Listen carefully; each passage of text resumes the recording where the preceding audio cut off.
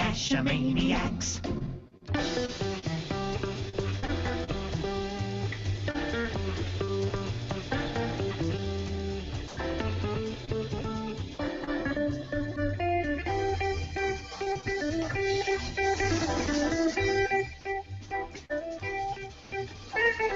GeoGearHeads. You might think you're experiencing deja vu, but you're not. You've seen or heard all of us on episode 165, Bicycle Maintenance, but this is episode 176. We've talked about gear for your bicycle way back on Beta 23, but that was just Daryl W4 and myself. Tonight, we've got all new gear to talk about with Dano of Team Pugash. That's right, and the Bad Cop just gave us the answer to the question we asked last week for this week's prize from coinsandpins.com. The question was looking for the episode number for the first Gear Your Bike show, and that, as Chris just mentioned, was Beta 23.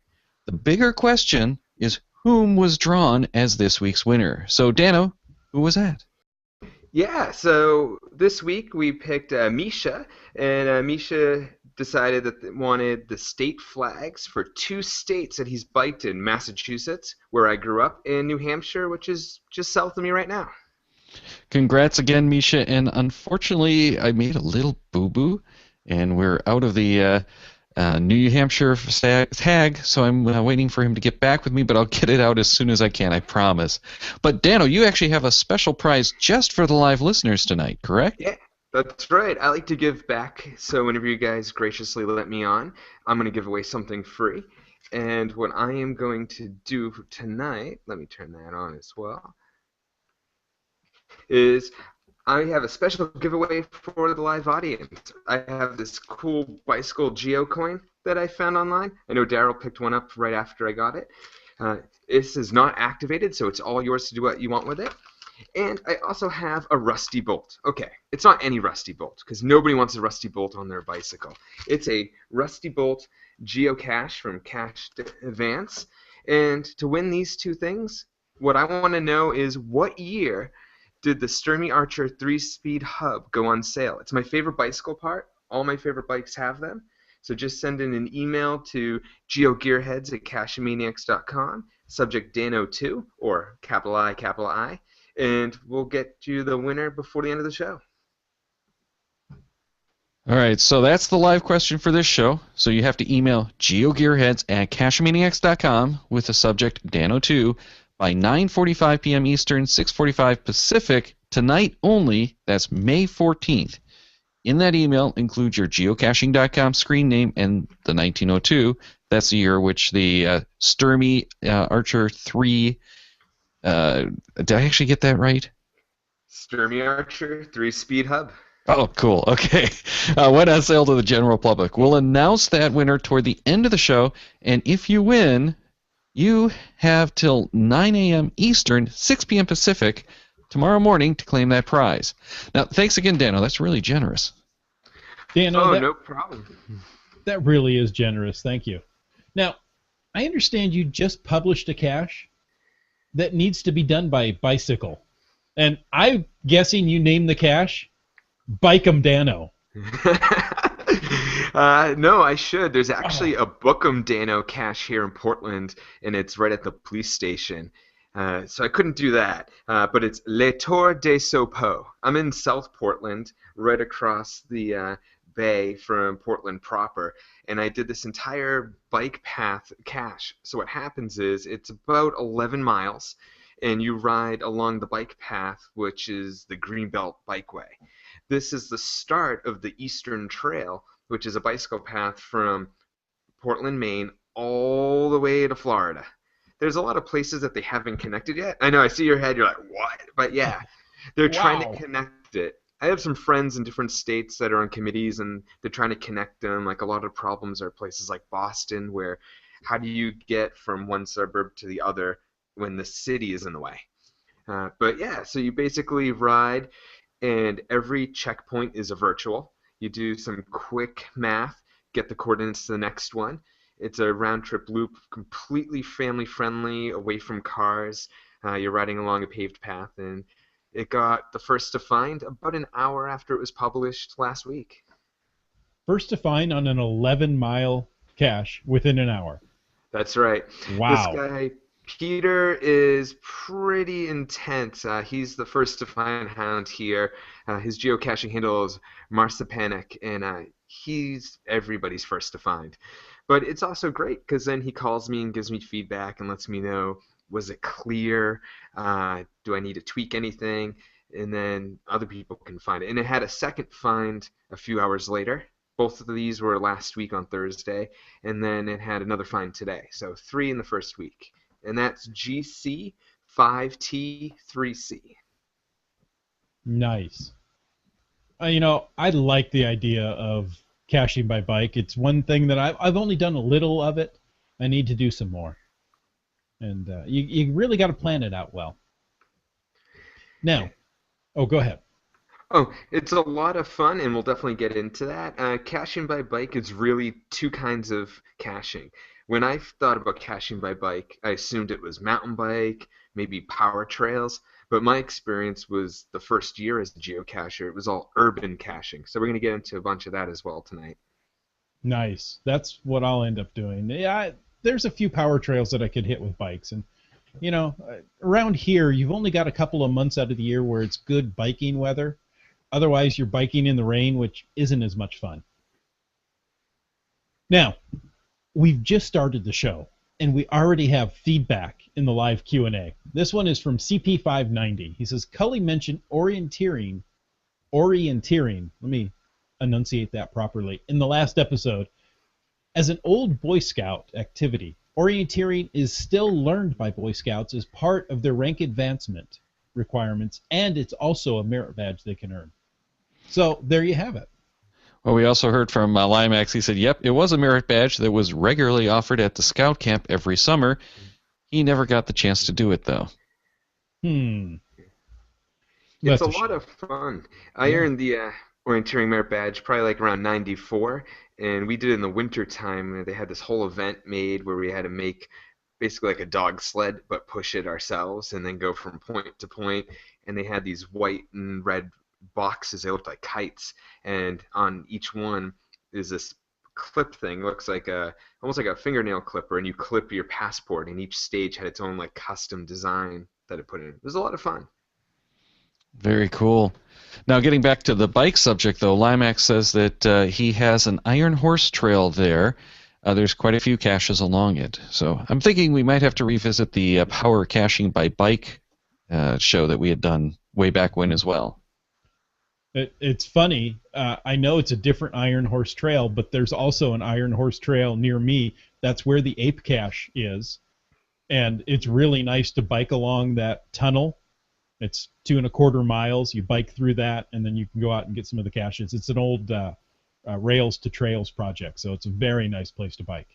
Yeah, there's a few of the Rails to Trails with the Iron Horse name, so I'm pretty sure no matter where you are in the U.S., you're going to be within a few hours' drive of an Iron Horse Trail. I'd have to actually look that up to see if that's true. I'm not sure how I'd look that up, but there's enough of those out there. I'm pretty sure you could find something like that. And the trails like that, the Rails to Trails, usually make excellent bike paths because the grades have to be so shallow that there's really no significant up or down hills. Exactly. And, they're nice and flat, well taken care of because the rail bed had to be, very secure to start with. So you're not going to get a lot of potholes and bumps in it. So that does depend a lot on who's maintaining it. Well, that could be. Yeah, you're right. We actually have one trail around here that's still the original ballast. So you have these big rocks that really don't even do well with a mountain bike. Interesting. It's really more of just, walk it at this point. And even then, wear nice heavy shoes. Well, why don't we get into the actual topic for tonight, which is the gear that we're going to be putting on our bikes when we go out. And we've got a whole bunch of stuff to talk about, but Dano, let's kick it off with the device mounts.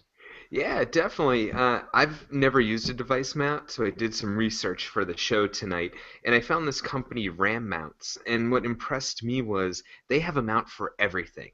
They have mounts for smartphones and walkies and GPSRs. If you have an item, they probably have a mount for you out there.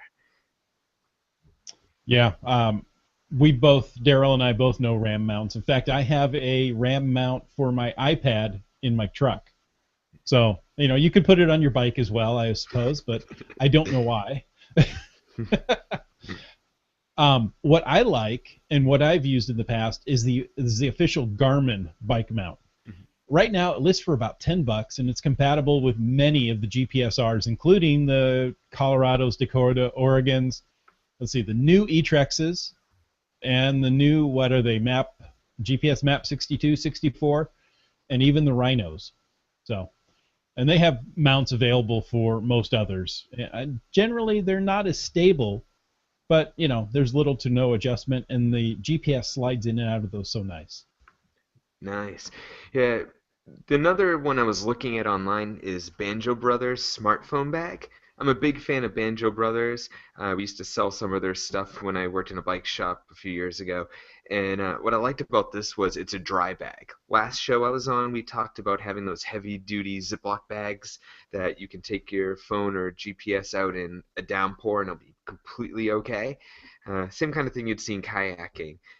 So that would be a great one for you, and it just goes right onto your stem that holds the handlebars. Well, before we move on to more smartphone stuff, Limax did also post that Magellan has an official bike mount as well, but he has not tried it. And most of the GPS manufacturers will have some kind of bike mount. You got to watch it because sometimes the bike mounts are actually for motorcycles and are a bigger handlebar radius, so you can usually find it. But what I'm seeing in a lot of these now is they're just using the wire ties, the zip strip type things. So it's going to be a lot easier to make those fit on multiple sizes. But even then it's going to be hard because you have so many standards with bicycles. Road bikes tend to be like a 25.4 is the diameter, but then now it's getting really popular and high-end bicycles have really fat diameter in the part in the middle where the stem connects, and then it gets thinner as the handlebars get out. I see that a lot with mountain bikes as well. So best thing is take it into your local bike shop, have them take a look and say, hey, this is what size you have, and then you can go buy what you want. Well, one of the things that I got turned on to when I went into my bike shop was a Nite Ize handle band, and I've mentioned that on the show a few times. I actually picked one up really cheap from one of the big box stores. They were clearing them out. I want to say it was like under $10. Actually, I know it was under $10. I want to say probably more, about $8. And the thing I like about this one is it's nice for when you don't know that you're really going to be needing it very often. It's not as much for this actual use it on the bike, though it certainly could. It doesn't have the rotation. It has this rubber band. It's big, stretchy rubber band, not only to attach it to the handlebar so it comes off and changes bikes real easy, but also to hold the phone down. And this is just for phones at this point. It's not going to take some of the really big phones, but for the smaller phones, it works nicely. The problem is using it, you're going to have that big rubber band over the screen, but for as cheap as it is, for as portable as it is, it's really nice, and you don't have to worry so much about which phone you're going to be putting into it. Nice. So you're just saying go to the office store and pick up a box of rubber bands, you're going to be good. Well, Nite Ize actually makes these really cool bendable noodles. Have you seen these? Mm-mm. They have them in all different sizes. They're kind of like wire ties. Okay. Or not wire ties, but twist ties. Mm-hmm. That's probably a better but they just bend in any direction. And a lot of the Ingress players around here use those to mount their phones, because they just then bungee it with the wire ties, tie it up to their handlebars, tie it up to the dashboards. I don't recommend it because it doesn't seem very stable. Right. But it's really cool because you can put it anywhere you want in any position you want. Mm-hmm. Yeah. I would definitely recommend getting the right mount for your device. I remember years ago, I was a bike messenger in Boston, and I wanted to videotape a day in the life. And I got one of those Gorilla Pods and got it around the handlebars. And my camera was just upside down for almost the entire day. So you want something that actually secures to your handlebars and doesn't just flop over at every bump. I was going to say, I don't trust the Gorilla Pods to stick to much more than like a tree. And when you get any kind of vibration, not so much. But that actually brings up a cool subtopic, which would be the action cameras. So maybe we'll talk about that if we have time. There you go. Well, there's another bike mount for smartphones that I like, and it's a LifeProof bike plus bar mount with quick mount. It's a $40 add-on, and it's compatible with LifeProof cases like the Free or the Nude. So it works well for that. Again, it snaps on, quick and easy. Now the LifeProof Free or Frey or however you want to pronounce it, I think it's Free. They have a power case for the iPhone 6. It's about $120, but that'll also work with that mount. So it's actually pretty nice. Yeah, I just got an article, a review on that, and it does seem pretty cool because it goes pretty deep, and it gives you more than double the battery life. It's a little bit more than one full cycle of the iPhone 6 battery. Right. But one of the big things if you're out caching for the day is going to be that battery power. So if you can get one of those cases that mounts to the handlebars, you're going to be that much better. I have the problem with the Biologic cases that I use, where I have to tether it with a big long cable to a battery in the back, and then I'm constantly plugging and unplugging every time I want to take the phone off. So I really like the idea of a case that has the battery. One of the interesting cases that I found that works more like what I'm describing with my Biologics is the Tigra, Tigra Sport Bike Console. And these are protective cases, kind of like you're used to from LifeProof or OtterBox, but they make these cases for HTC, iPhone, LG, Motorola, Samsung, and Sony phones. They look like they're all about $60 a piece. And one of the cool things that I found with this one is the Bike Console Power Plus, which is a 2,300 milliamp hour battery for only $40 that fits into those bike cases. So it's a way that you can get that power and the more durable case and the ports as well, because if you're going to plug in with a headset like I do, you're not going to be able to do that in a lot of these cases, like the dry bags, even without breaking the watertight seal. And some of these will have, I think even the LifeProof ones have the special cable that actually does seal watertight to the case. Yeah. Looks like we got a comment in the Q&A about trying Doug here. He wants to try to figure out how to get enough room for both mounting a GPS and his phone. He already has gear bags on his Recumbent and pannier racks. It's one of those things where it'd be great to have everything. I'm always worried about having too much out, like how is the sun going to affect my phone, or what if I crash, what would happen? But I'm pretty sure I've seen extension bars where it's like a big T where a short little nub goes up and then you have a big long bar that gives you tons of room for stuff. I've seen them for people who want to have mirrors and like hand grips. So I'm pretty sure a quick trip into your local bike store, you'll be able to find something for that. Yeah, my favorite one of those was actually a set of 2 bars, so it would mount on either side of the stem, and then it has the big bar that goes across with all of it, so it has a little bit more rigidity than the single bar, and it's going to be centered there. But I don't know that I'd put the phone and the GPS on the bike. What I've taken to do lately is to actually put the GPS on the bike, because I don't usually take that off with me when I go to find the cache, but I'll put that on the bike, keep the phone in my pocket, and that way the phone's with me to actually find the cache and do the logging, but the GPS is there to help me navigate to the cache. Yeah, no, definitely. And one of the things is, depending on your riding style, and we'll go over some options later, if you're the kind of person that likes to wear a backpack, or if you're a person that likes to wear a messenger bag, they make cheap pouches for like $5, so that way you have your phone on your chest here all the time, and it's just a quick pull up the Velcro and get it out if you need it. Yeah, we actually do have a question in the live Q&A from Laura, who asked, does anyone use a generator on their bike to power any of these electronics, GPS, phone, etc.? And we actually kind of talked about this earlier. Yeah, I actually don't. I've ridden with a generator in the past when I was a bicycle commuter, and that was for front light. I want to learn a little bit about hacking and stuff. I've just learned how to solder and making some projects and whatnot, because I've seen some cool stuff where people have had a generator power a battery pack, pretty much kind of like having your own external that you could USB in. So maybe if we do a Gear Your Bike 3, I'll be able to say yes and tell you how I did it. Well, Sounds good. With how cheap batteries are right now, USB powered batteries, I would say let's get away from the generator. The generator, hopefully, I mean, I'm sure new generators are going to produce good, solid, clean power.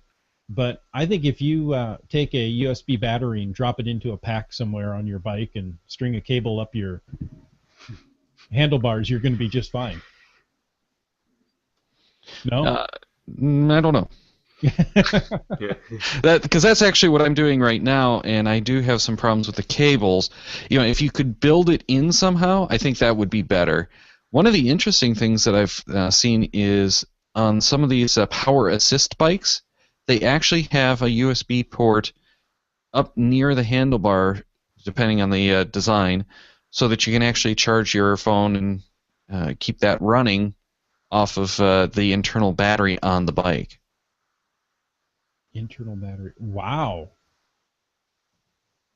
So there we go. We got a new business. If we can take and run USB cables through the tubes of the bike, you know, so that we can plug in our devices, we've got it made.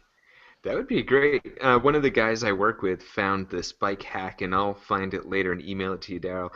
You would like this. He found where someone took the fans out of a PC tower, and that powers a small generator to power charging your phone. So Nice. The faster you go, the more power you get. You got it, and they're just dangling off the handlebars like streamers. Wow. Well, we also got a comment from Unimogger, who said that she has the IoTTIE one-touch bike mount for her iPhone 6. There are 3 bits that hold the phone in place. And this is, again, one of those, I looked it up and we'll have the link in the show notes. It's one of those more like pressure mounts that doesn't have a case, but it is adjustable to many different types of phones, so you should be able to put most of the smaller cases in there looking at it. And it's only $40. But I wouldn't trust putting a phone into any mount on your bike without some kind of protection. Mm-hmm. Exactly. Oh, yeah. You know, and we already talked about vibration. Looking at, you know, what Daryl was talking about on some of these rail-to-trails, trails that, you know, are not well maintained, you're going to get a lot of bounce. And if that phone comes out and hits a rock, you're going to be sorry. Well, and how many times have you been paying a little too much attention to something and run into a branch with a bike? Oh, not me. I don't do that. Yeah. Okay. Or worse. And, you know, it seems inevitable that every time I'm on the trail with the bike, there's some kind of rainstorm.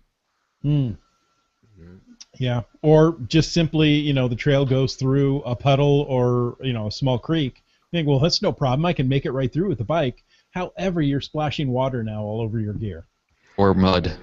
Or mud. And there's lots of lime on these rail trails, and they do a number to destroy both the finish of your bike and anything else that it touches. But aren't they good in margaritas? Wrong kind of lime. Oh, sorry. Well, you know, that's a great segue into bags and racks, because these are great ways to carry more stuff and protect it while you're out on the ride. My favorite rack, the one that I've used on almost every bike I own, is the Blackburn Expedition rack.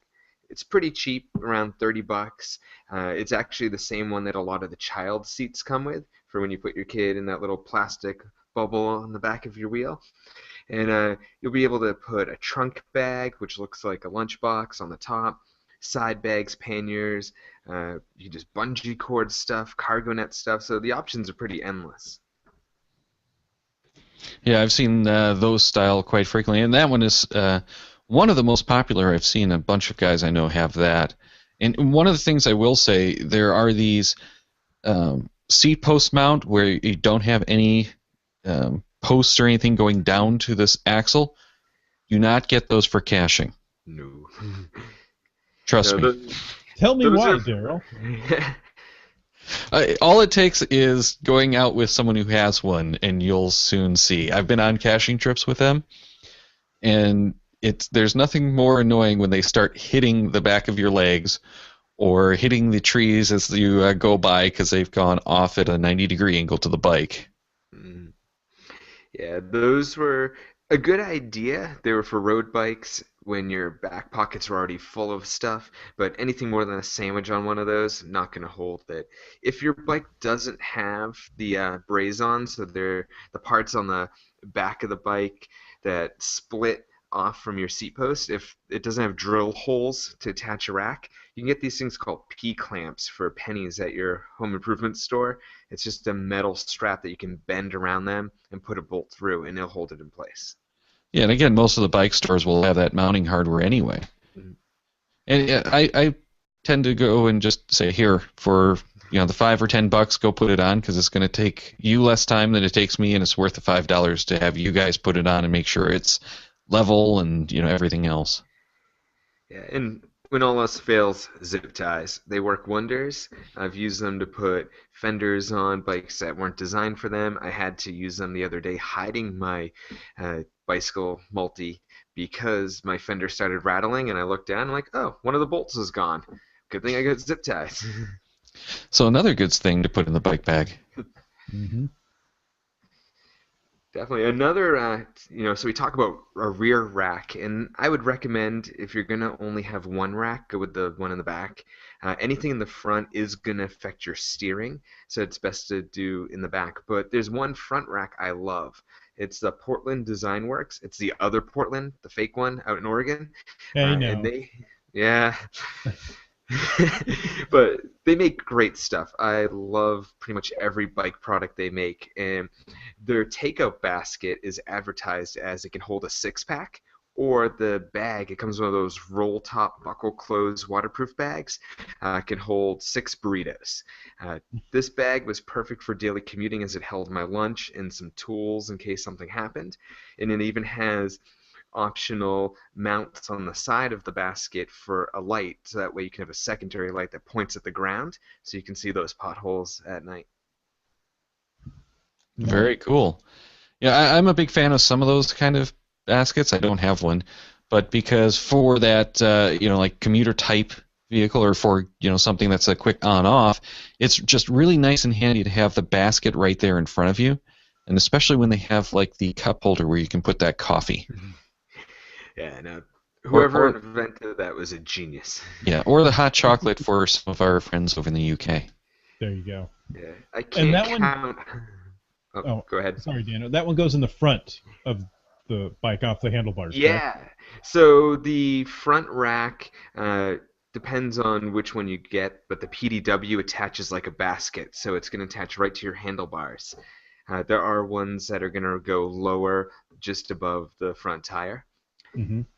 But yeah, that coffee holder is ingenious. I can't count how many coffees I tried putting in a water bottle cage, only to find scalding hot coffee splashing all over me while I ride down really bad roads. Well, I actually did get a thermal coffee holder for the bike one time. It actually works well, but it's such a pain to use when you're out biking. Oh, definitely. You have to pretty much get off the bike, sit down, and open it up and drink your coffee. Not that good. No, but they're handy. I have one of those old Stanley thermoses that probably holds like 30 ounces, and I remember some overnight bike rides I would take that, And everyone's like, oh, why do you got that giant thermos bungee corded to your rack? I'm like, well, 3 in the morning, I have coffee and you don't. And coffee is oh so necessary on those night rides. Definitely. So I know a little jumping around, but this applies to both the front and the back rack. Panniers, those saddlebags. There's all kinds of options. Most of them are going to have plastic clips that if you pull the handle up, the spring will open so that they just kind of clip on or off. I'm a huge fan of Orderlieb. They're made out of Germany. They're waterproof. You may have seen them around. They're usually in like bright colors like red and orange. And they're great because you can just stuff them with everything. And the ones in the front are going to be smaller, but if you have a smaller bike, you may want to get the front bags and put them on the back just so that your feet aren't constantly kicking the bag every time you're pedaling and it's rotating. Yeah, and that can be a big problem. It depends a lot on the design of the bike, but I have that on my trail bike with a couple of my bags, but not with most. So, yeah, it's one of those things. If you can go into the store and actually try it on with your bike, that's the best way to do it. Now, I'm going to mention another one that's not really so much a bike bag, but it's from Timbuktu, which is known by bike messengers for their laptop messenger bags, and not so much actually for the laptops, but just for the messenger bags. But the ones I have a bunch of the Timbuktu stuff myself, and the ones that I caught today that I think might be a good option are the Timbuktu dashboard laptop messenger bag. And it's a smaller messenger bag. It fits some of the smaller laptops, so you could put something like the iPad in there if that's what you're taking out, your Nexus, whatever. And it's a bag that goes with you to the cache. So it has the waist strap to keep it from flopping around. It works well for cyclists because that's what it's designed for. But it's going to go with you to the cache, and then you don't have something physically attached to the bike. So that's another nice way to go. And it's not cheap, but certainly is going to last a long time, especially because Timbuktu, and some of these other guys that we've mentioned do as well, have the lifetime warranty that if anything goes wrong with the bag, that's a defect, so if you get it shredded, I don't think they're going to replace it. But Timbuktu will actually go and replace the bags for you if there's something that's a defect. And I've done that on a couple of the bags from them, and I've got new laptop bags that I purchased like 12 years ago, and I just keep upgrading them. But at the same time, they'll last me like 6, 7, 8 years. Oh, definitely. And a lot of those places are great small companies, under 20 employees. Most of them are like under 4 employees. And if your bag breaks, like you put too much junk in it and it ripped, just mail it to them, pay shipping both ways, and usually they'll fix it for free. Yeah, and in Timbuktu, if you're in some of the bigger cities, like I think it's Denver, Chicago, of course San Francisco, which is where they started out. Actually, I'm not sure it's San Francisco, come to think of it. Somewhere out on the West Coast in California. Actually, maybe it's not even in California. It might be Seattle or something. Anyway, but they have something like a dozen of the stores, and you can actually go into the stores, do your trials and stuff there. And I actually visited the one in Chicago last time I was there, and it's like a candy store for those of us who like bags. Yeah. And not just for bike bags. But something else that we haven't really talked about aside from the coffee is hydration. And Camelbak, we all know for hydration, but they do make some backpacks with a little bit of room. I've got an older version of the Mule backpack that I don't think is available anymore because I was looking at the new versions and it doesn't seem anywhere close to what I've got. But you get plenty of water, enough for a day ride on some of these. The Mule, I would say you probably still want to have some other water with you if you're doing a full day ride. But the nice thing is you can throw a whole bunch of stuff in there. Carry, spare logs, your swag, whatever you need, plus first aid kit on your back with the water. And then, again, it's with you whenever you get on or off the bike. And to me, that's a lot more comfortable than a messenger bag. Oh, definitely. And the reason why racks and panniers are so important is wearing a backpack or a messenger bag, you're going to sweat to death. You don't want that. Like, it sounds like a good idea. You already have a bag, but you're not going to be comfortable. You'd be so much happier if you spend $50 to $100 and get gear that's going to last you probably a lifetime and make everything more enjoyable. Well, and I'll say that one of the tricks with things like the Camelbak is make sure it's cold water when you put it in, because otherwise, yeah, your back's going to get really, really hot. Yeah. And I've done it, but for a full day, don't wear a bag that doesn't have that nice cold bladder right on your back, because it's going to be bad. Now, in my Camelbak, if I'm going to go out for a full day hike, I usually fill it with ice, put in whatever water can fit, and go off. By the time you're halfway through your hike, you've got plenty of cold water. Yeah. Now, speaking of water and other water, I don't condone it, but if you're going to go bike riding and geocaching with your unsavory friends, you know the type that they're on podcasts, there is Ahern Bicycles. They're a great bicycle manufacturer in the Northwest, and they make a custom bottle cage that holds a hip flask. I have it on one of my bicycles. Interesting. Wait a minute. You're one of those unsavory bicyclists? Yeah, the guys that have tattoos, like, you don't want to hang out with them. Yeah, exactly. Yeah. No, I don't know anything about that. No, not at all. I have never, ever ridden my bicycle with alcohol somewhere on it. Never. Anyways, moving on. For safety, one thing that is extremely overlooked is the kickstand. I remember being around 12 thinking kickstands were for girls, and I had to immediately take it off to prove to all the guys in the neighborhood that I was a man and not a little girl.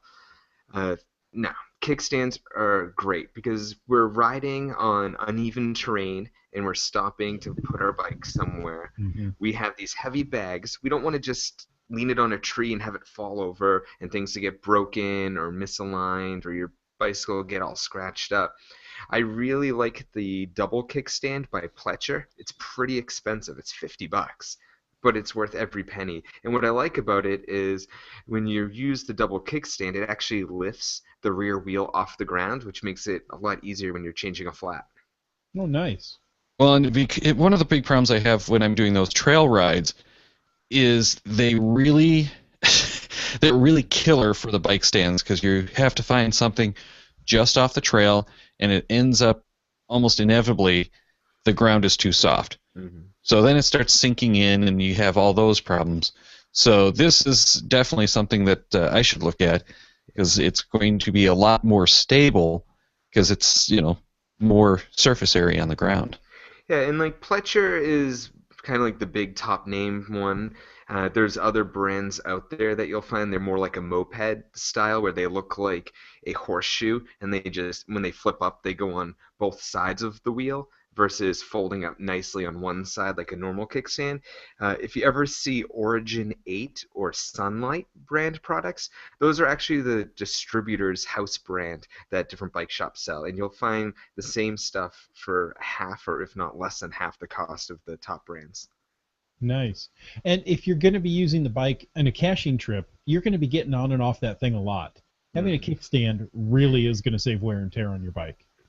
Yeah, and if you do have one of those kickstands like I do, where it's digging in, the only real trick that I have is make sure to find a rock wherever you are and put the kickstand on that rock, because it helps to keep it from digging in. Oh, definitely.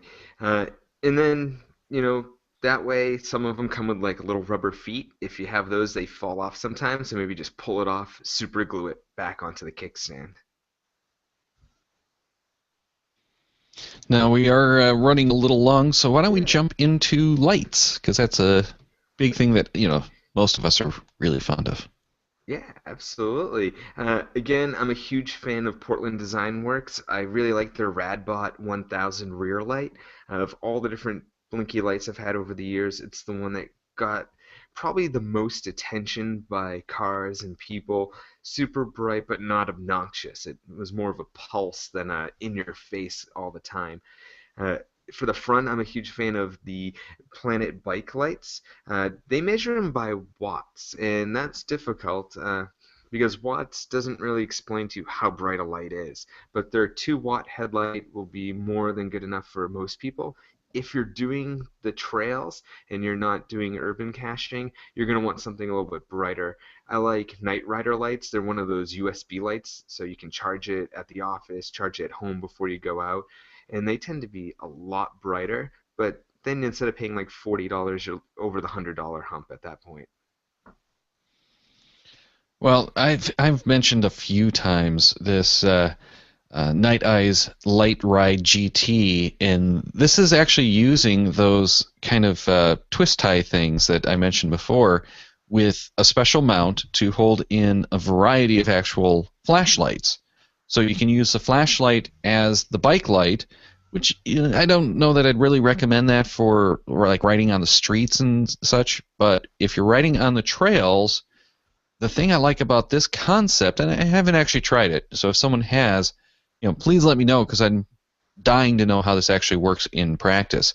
But I like the idea of having, that nice bright LED flashlight that you can mount on the handlebars, pull off, go to the cache, using that light, and then go back and drop it back on the bike and continue on. So it's something that's really cool. I like that concept, and you can get it just as that mount, or they have it in kits with some of their high-powered flashlights.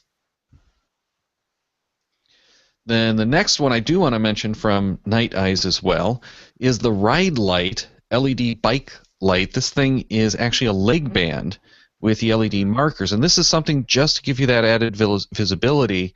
So as you're riding, it's a leg band. Strap it around, keep it on the chain side so your leg doesn't get stuck. Your pant leg if you're riding with long pants, and that way you're a little bit more visible. And the thing I keep hearing, and I've kind of seen it myself too, is if it's on your legs, it's moving, it's bouncing around, and it does help with visibility for especially like the motorists, because those are the ones you really have to worry about. The deer and the elk, they're not going to pay attention anyway. They're just going to run you over if they want to.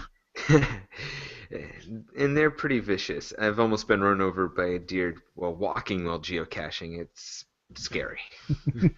Yeah, especially the bucks. Exactly. Well, there's some basics. These don't fall into categories that we've talked yet. And the one I would say, we are talking about geocaching on bikes. So Cache Advance makes a small travel bug decal. It's about 3 inches long. It's available either in clear or reflective backgrounds for around $8 or $9. So you can make that bike trackable, just like your car. Yeah, that's pretty cool. But you know what I kind of want? I would probably never use it, but those old bike flags from when we were kids that, the big red bike flags? I want one of those that's trackable. Well, you can. I have a trackable flag for my car. You could just put that on there on a longer pole. Yeah, but they don't make it that way. So, you'd have to go and retrofit it. But I'm thinking that might be fun to do sometime. Especially if I could figure out a way that it's a detachable one, so that it's only on when I'm out caching, especially at some of these events. Oh, there you go. Or how about the streamers off the handlebars? Mm-hmm. You see, but then it's just not visible. Yeah, you'd have to line them up just right to read the numbers off of them. Ooh, I know. What about one of those big circular kites? Yeah. And have it trail behind you? Yeah, exactly. What? Well, we talked earlier about racks. So we get a back rack, and then we just put magnetic travel bugs on the side of it. Okay, we're off the trail completely. Okay, we're done. This is a lot of fun. We'll save it for after the show, because I got some funny ones for you for that one. All right, we'll save it. Let's move on to some of the more basics, though. And Dano, why don't you kick off some of the core stuff? So all these are things that I've learned over the years from commuting, so they apply perfectly for geocaching. It doesn't matter what brand tire you get. I'm a big fan of Schwalbe tires. The Marathon Plus are super thick, puncture resistant. I've been able to run over things and pull like a finishing nail out of the tire. I never got a flat, which I was very happy for. These are the tires that have that Kevlar belt. So you've got your tire with your rubber, then the Kevlar belt, and then more rubber around it. They're going to be heavier, but you're riding slow through the woods, so it really doesn't matter. We're not racing here. Uh, if you don't have fancy tires like that, don't worry. There's this guy called Mr. Toughies, and Mr. Toughies are liners that you can put inside your tire between the tire and the tube that do the same exact thing. Because Kevlar tires are about 50 a piece, a set of Mr. Toughies, $12 to $15, and then you just add them to tires you already have. Daryl, do you have any experience with using those kind of tires? No, I really don't. I've kind of avoided some of those puncture-resistant ones just for the weight. Mm-hmm. But I don't really go off trail much, and the on-road stuff I've had a lot of problems with. So I should probably look at something like that for the road bike specifically, because the last year I wasn't able to ride the road bike without puncturing a tire. It's like every other trip, I got a stone through the tire in one of the areas that they had just finished up construction. That's the worst. Well, hopefully when stuff like that happens, you have a pump. We did talk a lot about pumps versus CO2 cartridges in the last show we did together, so we won't get into that. But basically, you want a pump with a gauge, because you will have your tire and you're pumping it up and you think it's fully inflated, but it's not. It's probably at half of what it needs. So a good pump with a gauge like the Toe Peak Road Morph, probably in like the $40 range, is well worth it, just so you know how much air you got. Well, and when you have something like that, you're going to want tool sets, like we mentioned on the last maintenance show. And the one that I actually like and keep with me is the Toe Peak Alien 2. Now, I don't keep that in my road bike, but I'll put it in there sometimes if I'm going out. Like I always carried that last year because I knew I was going to have flats. So I carry it with me for that, but it's 26 tools in a 2-piece kit. So you have all your basic tools, and when you're going to need like the wrench and the driver, that's when you can split it apart, and you have the one piece with each, so it really makes it a nice, compact kit that you can keep with you at all times. Definitely.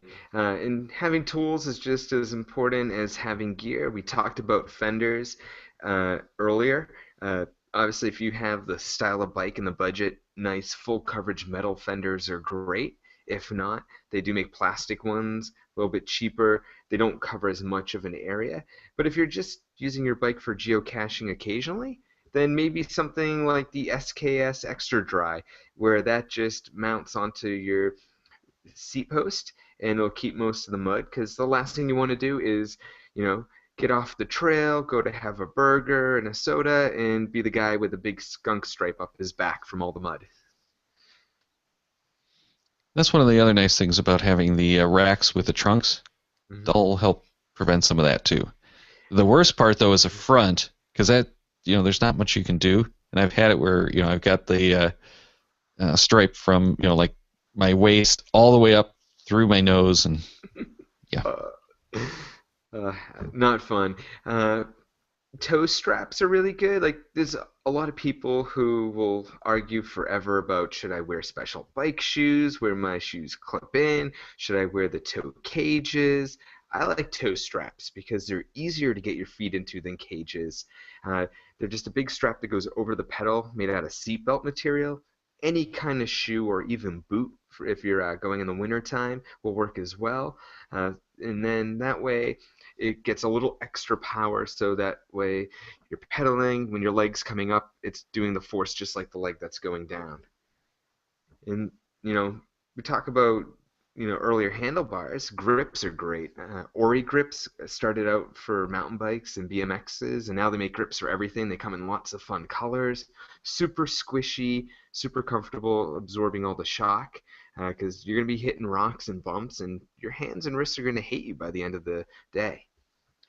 And, we talk about, going faster and staying dry and having our hands not hurt. What about having your butt not hurt? I'm a little spoiled. I ride with Brooks saddles. I feel like once you kind of ride on a handmade leather saddle, you're not going to ride on anything else. They have all sorts of kinds. A lot of them are for racing, but I like the Flyer. The Flyer has some springs in the back. It's the same design as their standard saddle, and it definitely absorbs a lot of the bumps, gives you a little more comfortable ride. Yeah, the saddle does make a huge difference, and do not get one of the gels. Trust me on that one. They are, they'll be good probably for about the first year, but I've had gels that have leaked. Not me personally, because I've never really liked the feel of the gel. But yeah, they've leaked. They've gotten rock hard in weird stances, and they never really seem to do what people expect them to do. So I would just steer clear of the gels. But the big thing, make sure to actually fit the seat. People don't understand that these are not one-size-fits-all type of things. The bottom of people is very, very different, and you need to find the right size and dimensions, especially from men's to women's. Trust me, there's big difference. You don't want to be wearing the one for the other gender.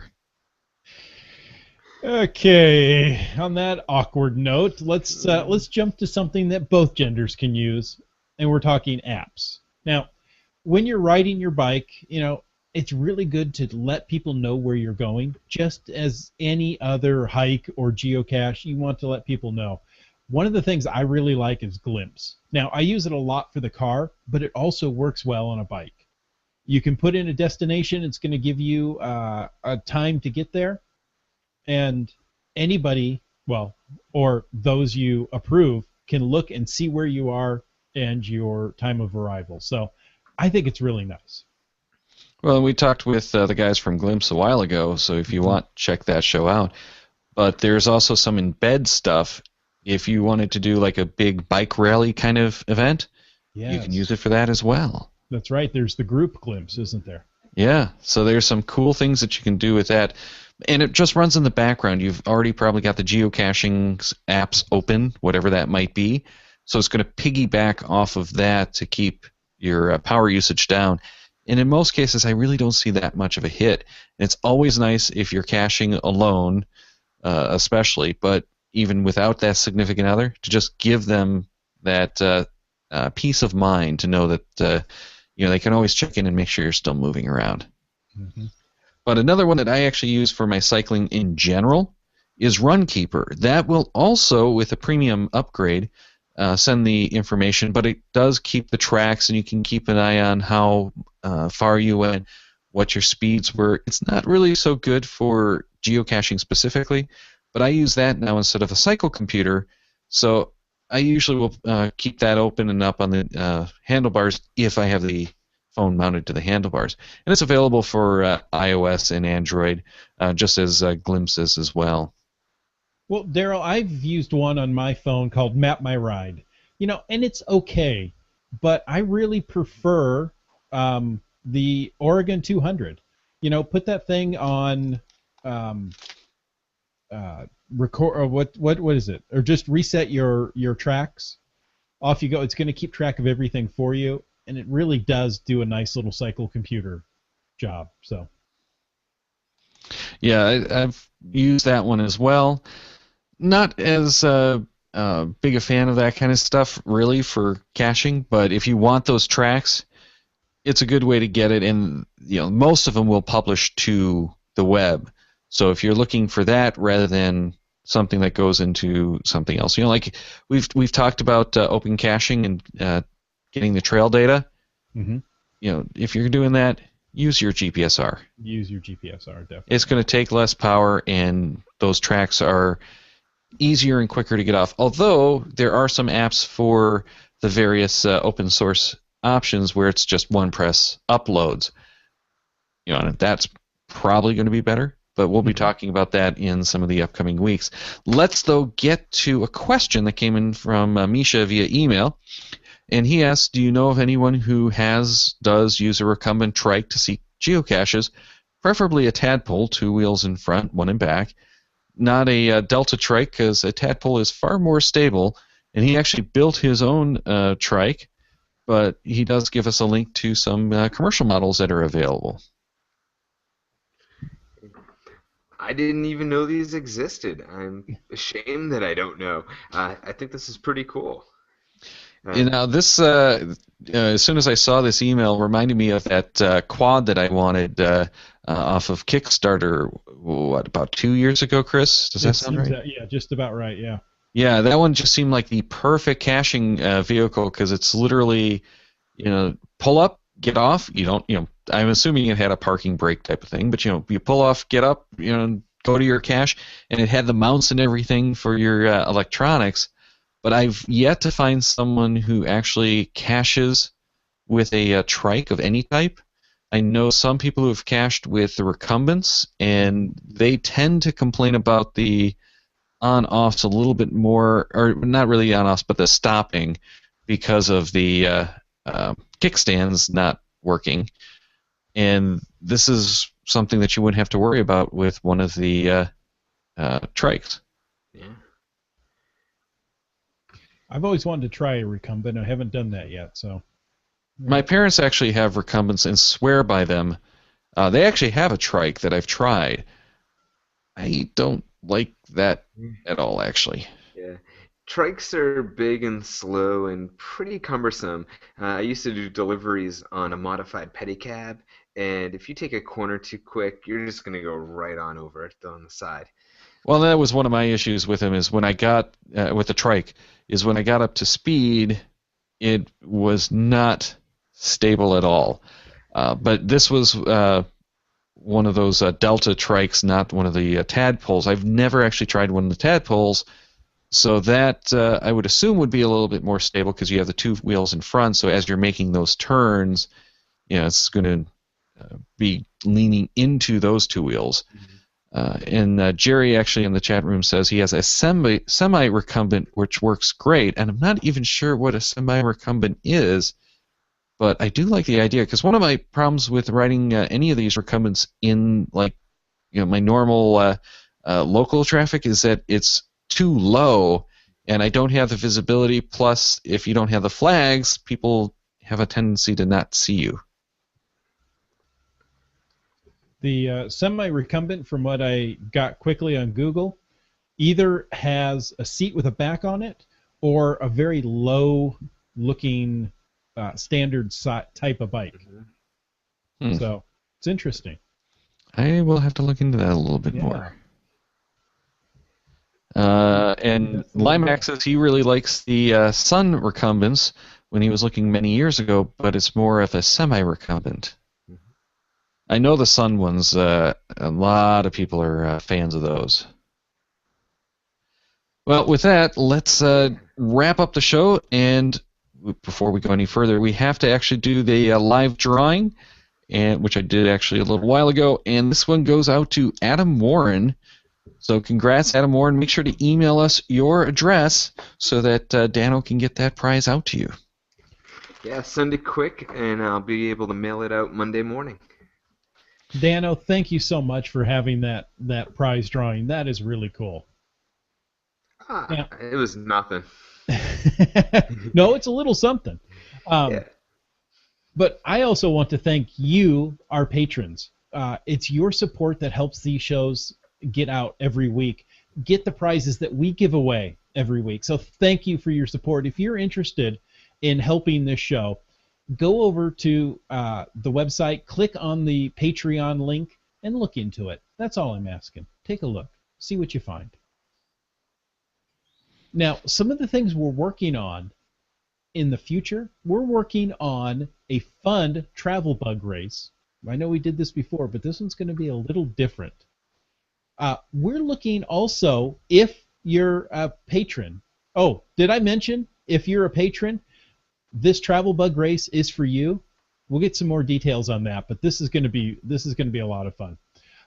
We're looking into some new benefits for our patrons because we really do appreciate you, and we want to let you know that in a tangible way.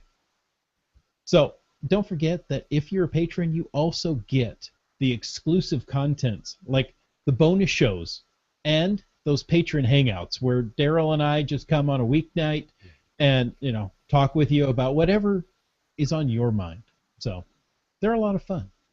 They are indeed, and we've actually got to schedule one yet for May, so we'll talk about that after the show.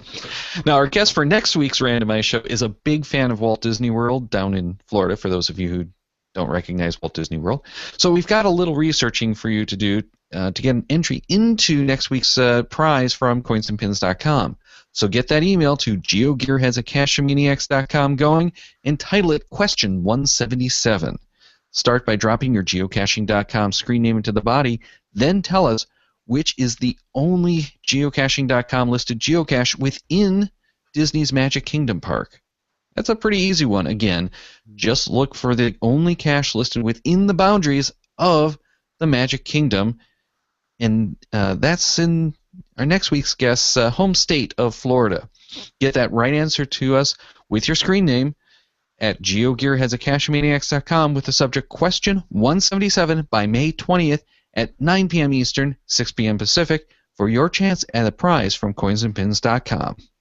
Well, Daryl, I'm going to spoil the surprise there. You did a good effort not to mention who that guest was next week, but next week we're doing Randomized 34 with Michael Miller of Cache and Release.